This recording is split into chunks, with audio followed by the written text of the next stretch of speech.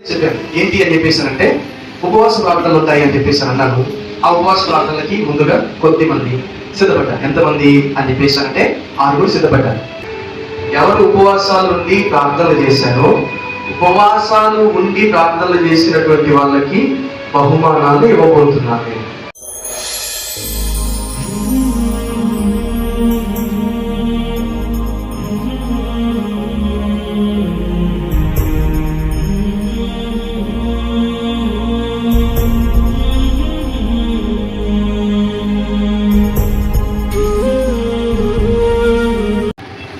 ఉపవాస ప్రార్థనలు చేశారు అని బహుమానాలు మందిరంలో పొందుకున్నారు.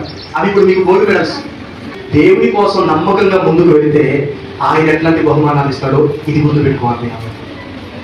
ఆయన ఏ బహుమానాలు ఇవ్వాలి, మనుషులు ఇచ్చేటువంటి ఆ బహుమానాల కోసం మీరు ఆరాటపడమాకండి, కానీ దేవుడు ఇచ్చేటువంటి బహుమానం కోసం ఆరాటపడుతూ నమ్మకంగా, యథార్థంగా, ప్రార్థనాపూర్వకంగా, ఉపవాస ప్రార్థనలతో నిత్యము విసుగక ప్రార్థన చేస్తూ, ఎడతెగక ప్రార్థనలు చేస్తూ, ఆయన పరిశుద్ధ సన్నిధిలో అత్యాసక్తితో ప్రార్థన చేస్తూ ముందుకు వెళ్తా ఉంటే ఆయన ఏం చేస్తాడు అని అంటే విలువైనటువంటి బహుమానాలు పరలోక రాజ్యంలో మన కోసం ఆయన సిద్ధపరిచాడు.